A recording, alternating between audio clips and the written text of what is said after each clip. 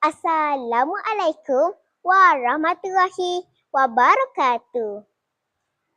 Indahnya sungguh suasana desa. Panoramanya pula memikat jiwa.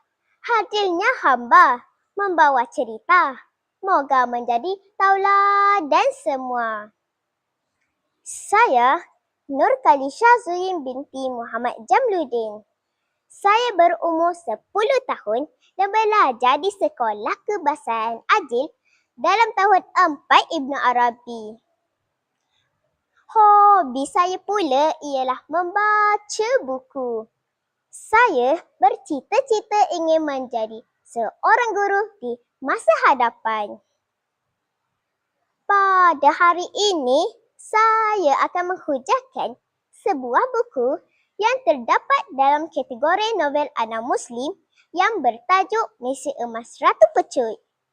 Ditulis oleh Syamsiah On, mengandungi 127 muka surat. Buku ini saya pilih kerana ceritanya mengandungi banyak nilai-nilai murni yang boleh dijadikan tauladan. Kawan-kawan, inilah bukunya. Novel ini mengisahkan Rin, seorang remaja yang berbakat dalam acara larian pecut.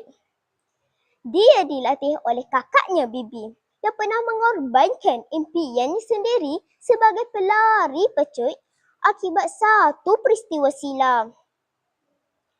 Bibi berharap Rin dapat meneruskan cita-cita yang tidak kesampaian itu.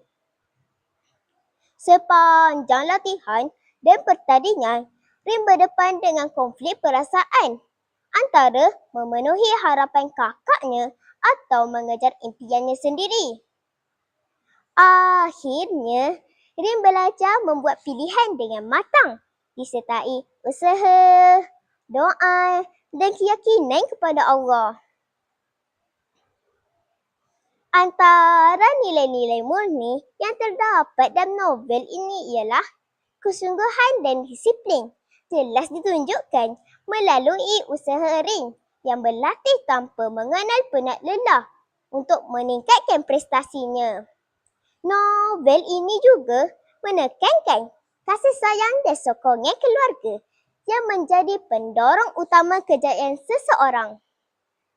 Di samping itu, nilai keazaman serta keyakinan diri membantu Rin membuat pilihan penting dalam hidupnya. Akhir sekali, nilai tawakal kepada Allah ditekankan apabila watak-watak berusaha bersungguh-sungguh dan berserah kepada Allah. Moga novel ini menjadi tauladan kepada kita semua.